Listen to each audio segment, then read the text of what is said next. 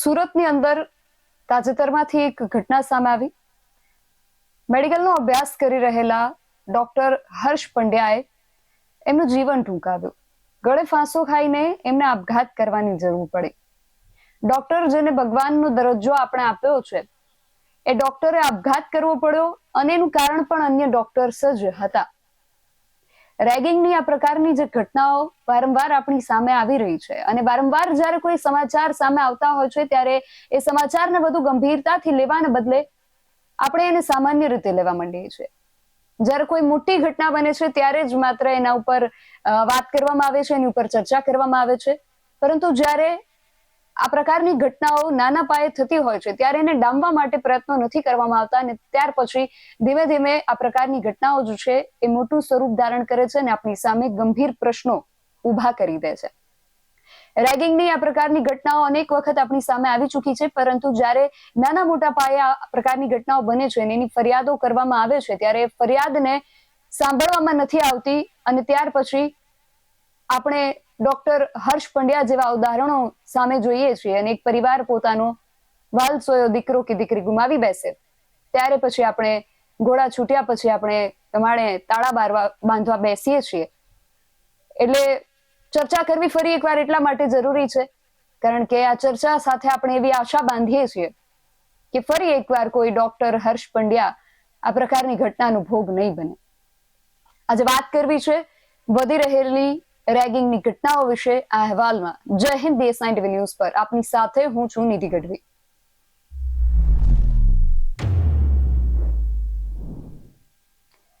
ગુજરાતની અંદરથી જે પ્રકારે આંકડાઓ રેગિંગને લગતા સામે આવી રહ્યા છે, ખૂબ ગંભીરતા ભર્યા આંકડાઓ છે અને આપણને વિચારતા કરે એવા પ્રશ્નો છે.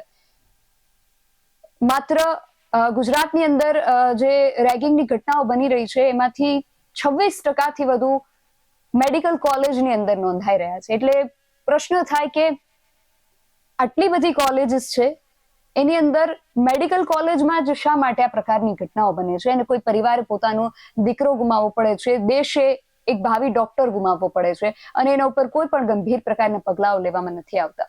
આ વિષયને લઈને આજે ચર્ચા કરવી છે અને ચર્ચા કરવા માટે આજે આપણી સાથે જોડાયા છે doctor Mitali Vasavada. Doctor Mitali, BS9 TV ન્યૂઝમાં આપનું ખૂબ સ્વાગત છે. અને સૌથી પહેલા તો આ પ્રકારની જ્યારે ઘટના બને છે તમે એને કઈ રીતે જુઓ છો?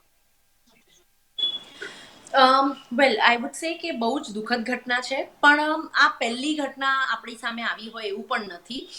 અનફોર્ચ્યુનેટલી આવો દુઃખદ મુદ્દો આવે, આવી કોઈ ઘટના બને ત્યારે થોડા સમય માટે બધા એને અટેન્શન આપે છે અને જેવું મીડિયામાં આ વસ્તુ આવવાની બંધ થઈ જશે એટલે બધા પાછા હતા ત્યાંના ત્યાં થઈ જશે.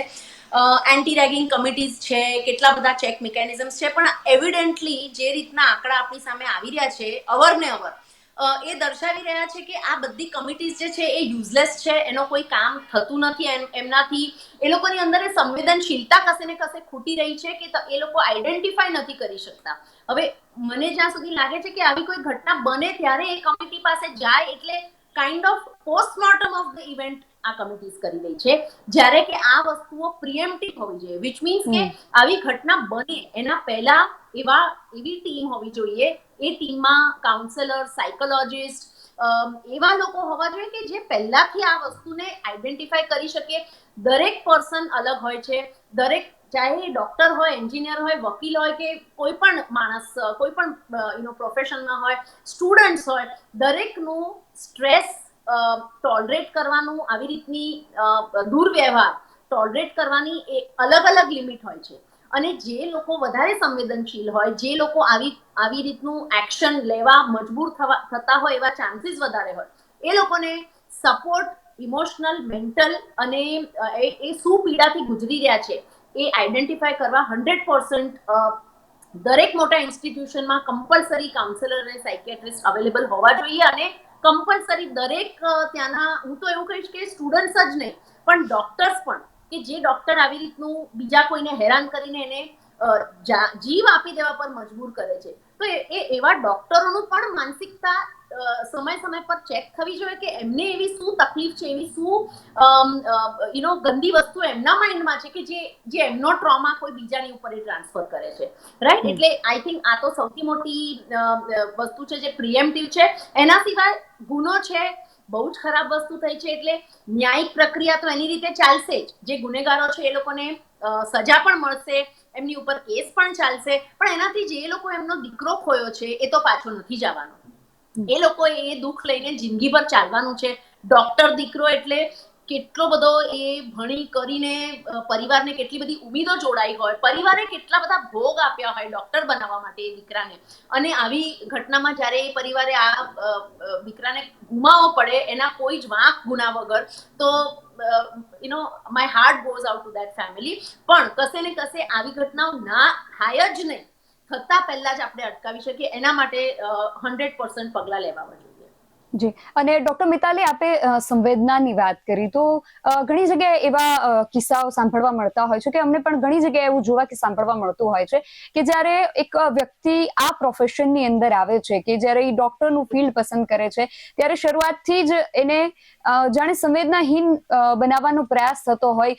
સૌથી પહેલા તો નીટ જેવી પરીક્ષાઓમાંથી એ પસાર થાય છે, એમાં પણ ઘણા બધા માનસિક તણાવોનો સામનો કરીને ત્યારે એ મેડિકલ કોલેજીસમાં એડમિશન લેતા હોય છે, અને ત્યાર પછી એક ડોક્ટર તરીકે એમણે જ્યારે માણસ સાથે, માણસના શરીર સાથે ડીલ કરવાનું છે, એટલે એને એવી શું ટ્રેનિંગ આપવામાં આવે છે કે એને સંવેદનાહીન બની જવું, ત્યારે જ એ ઓપરેશન કરી શકે. અને જો આવી ટ્રેનિંગ આપવામાં આવે છે તો જે ભાવિ ડોક્ટર આપણને મળે છે સંવેદનાહીન, તો એ આટલી હદ સુધી પહોંચી શકે કે એ લોકોના જીવ બચાવતા બચાવતા લોકોના જીવ લેવા સુધી પહોંચી શકે.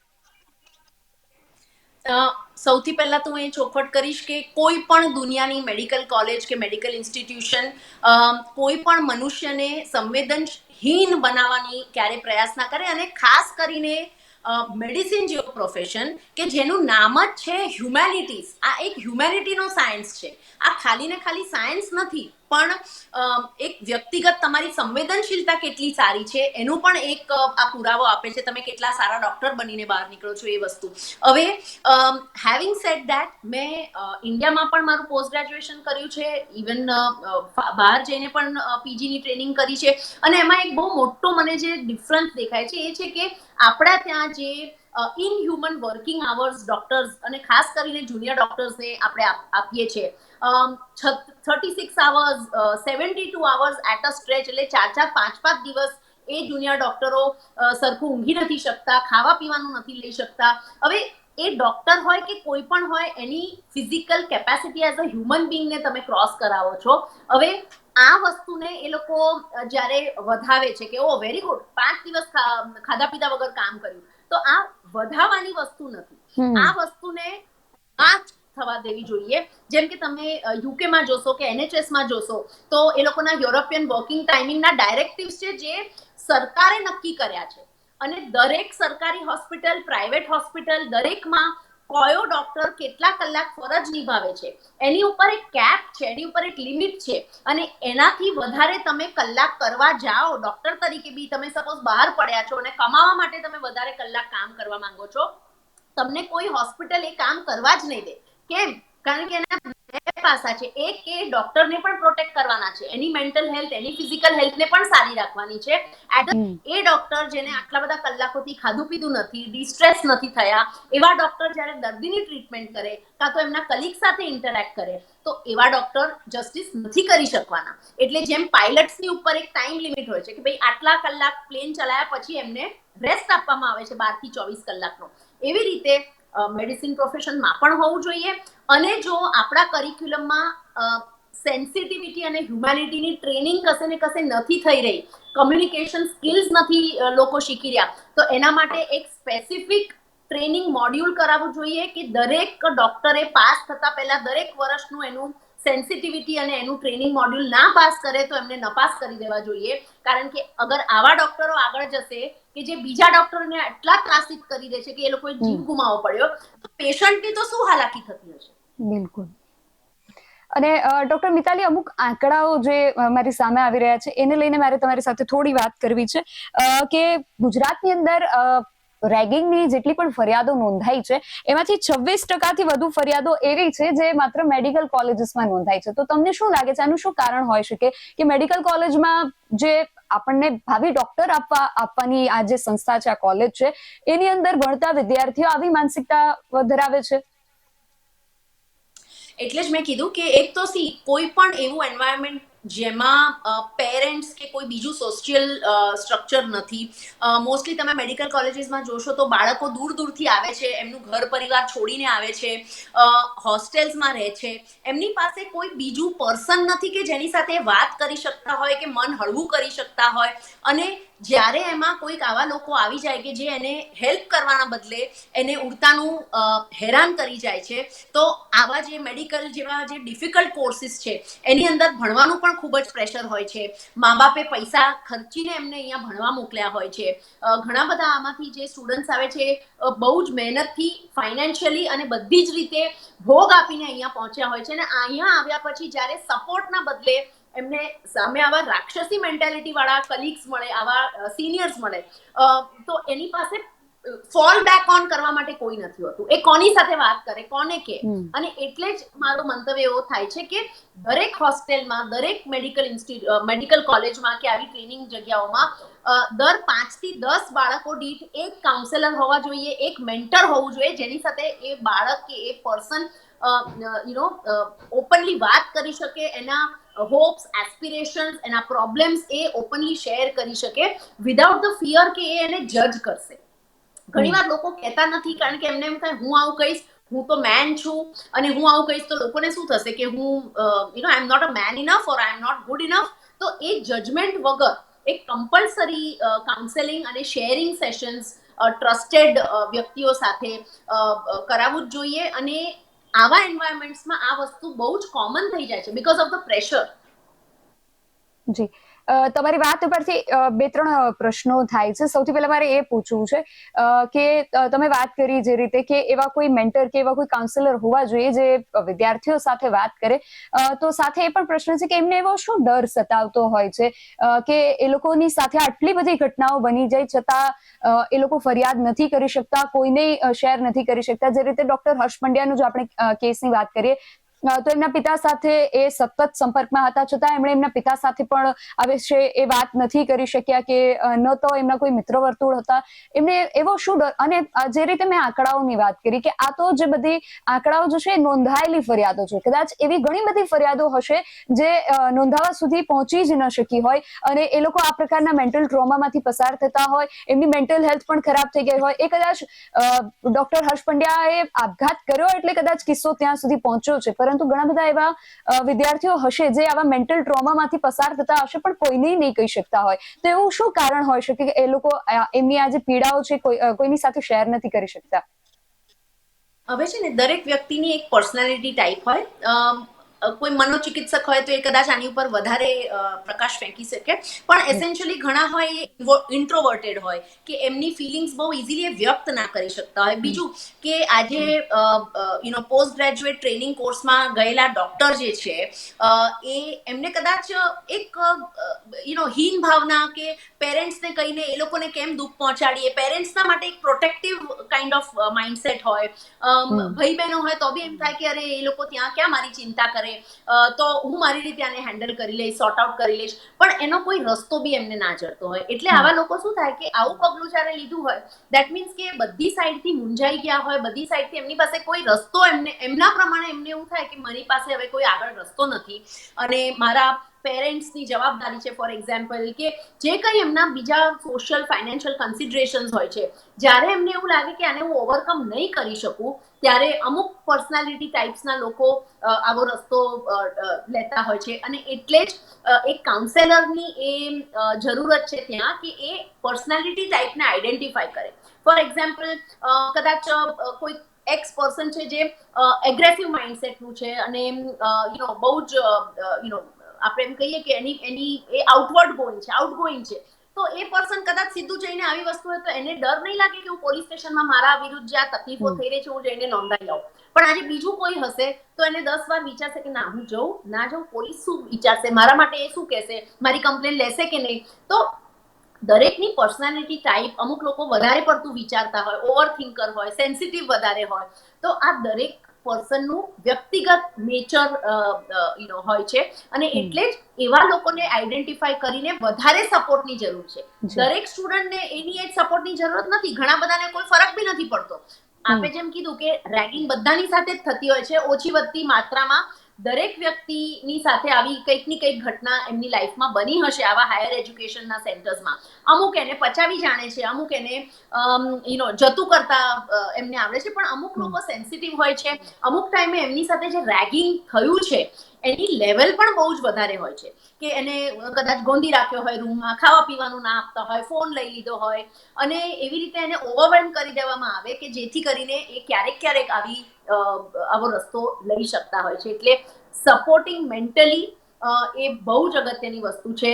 સ્ટ્રેસ લોકો ના થાય આવા એડવાન્સ કોર્સિસમાં, હાઈ પ્રેશર એજ્યુકેશનમાં એ બહુ જ જરૂરી છે અને એના માટે આપણા કોઈક એવું લો બનવો જોઈએ, કોઈક એવી સિસ્ટમ બનવી જોઈએ કે આવા લોકોને આપણે બચાવી શકીએ.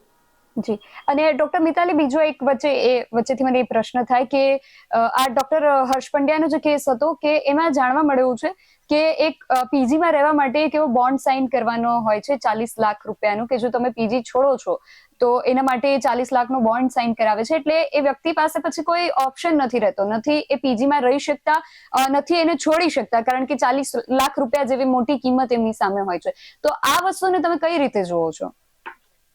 આમાં બી એક નોલેજ અને ઇન્ફોર્મેશન અવેરનેસની હું કમી કહીશ.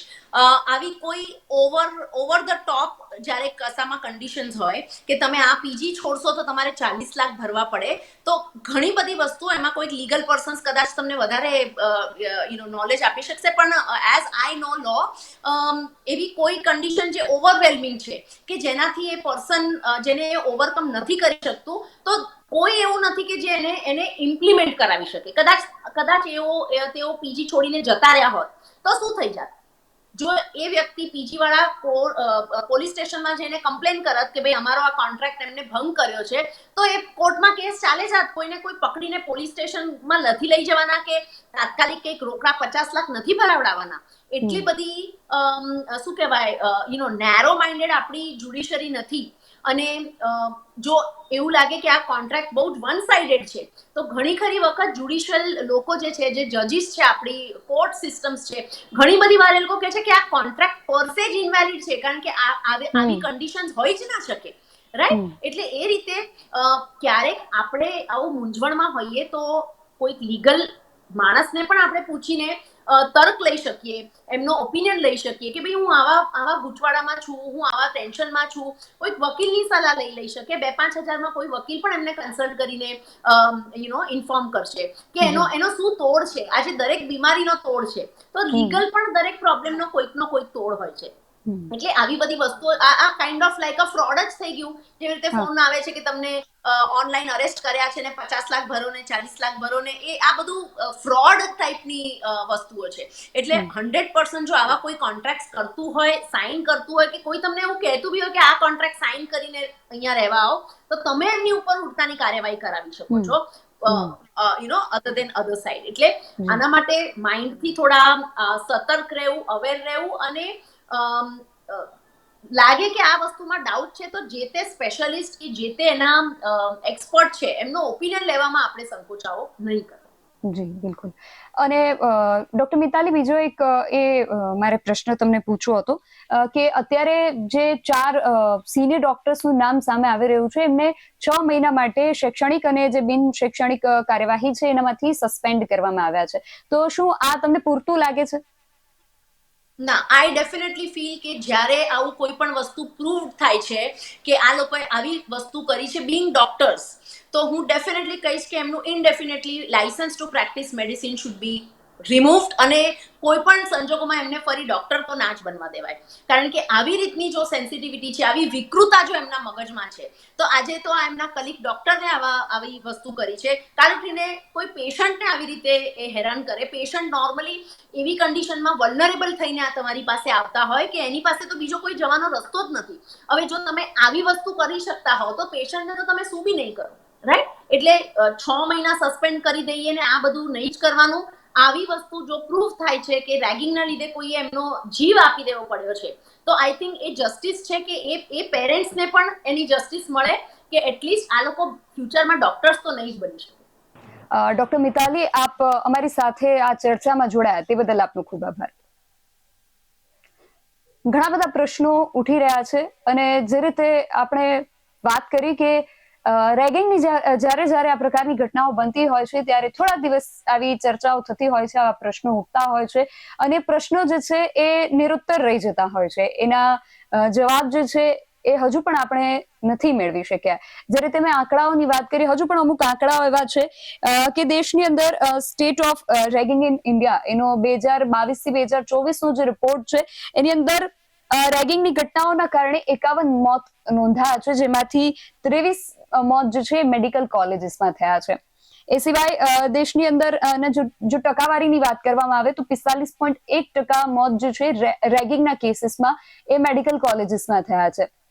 જો આપણી પાસે આ બધા આંકડાઓ છે, આ પ્રકારની ઘટનાઓ છે, છતાં એને લઈને જો ચર્ચાઓ ન થાય અને આ જે કિસ્સાઓ બની રહ્યા છે એને અટકાવવા માટે કોઈ પગલાં લેવામાં ન આવે તો બટ ઓબ્વિયસ છે કે આ પ્રકારના જે પ્રશ્નો છે એ નિરુત્તર રહી જ જશે. એટલે આના માટે સંગઠિત થવાની જરૂર છે, આગળ આવવાની જરૂર છે, અવાજ ઉઠાવવાની જરૂર છે અને નિરુત્તર રહી ગયેલા પ્રશ્નોના ઉત્તર મેળવવા માટે સંઘર્ષ કરવાની જરૂર છે. અને જે પ્રકારે ડોક્ટર મિતાલીએ વાત કરી કે ડોક્ટરના જે પ્રશ્નો છે એ માનવતાની દ્રષ્ટિએ લોકો ક્યારેય સત્યાગ્રહ કે આંદોલન કે હડતાલ જેવા જે આપણા લોકશાહીના જે હથિયારો છે એનો સહારો એ લોકો નથી લઈ શકતા, કારણ કે એકને બચાવવા જતા અનેકના મોત થઈ શકે છે. એટલે એ લોકો માનવતાની દ્રષ્ટિએ ક્યારે પોતાના અવાજ ઉઠાવી નથી શકતા, ક્યારે પોતાના માટે બોલી નથી શકતા અને દુઃખદ છે કે એમના માટે અવાજ ઉઠાવવા વાળું કે બોલવા વાળું કોઈ છે જ નહીં. તમારું આ સમગ્ર વિષયને લઈને અને ખાસ કરીને આજની આ ચર્ચાને લઈને શું માનવું છે, તમારો મત અમને કોમેન્ટ બોક્સમાં ચોક્કસથી જણાવજો. આવી જ વધુ ચર્ચાઓ સાથે મળતા રહીશું. તમે મારી યુટ્યુબ ચેનલને સબસ્ક્રાઇબ કરવાનું અને અમને ફેસબુક અને ઇન્સ્ટાગ્રામ પર ફોલો કરવાનું ભૂલશો નહીં. બાકી અવનવી અપડેટ્સ માટે આપ જોતા રહો BS9 ન્યૂઝ. નમસ્કાર.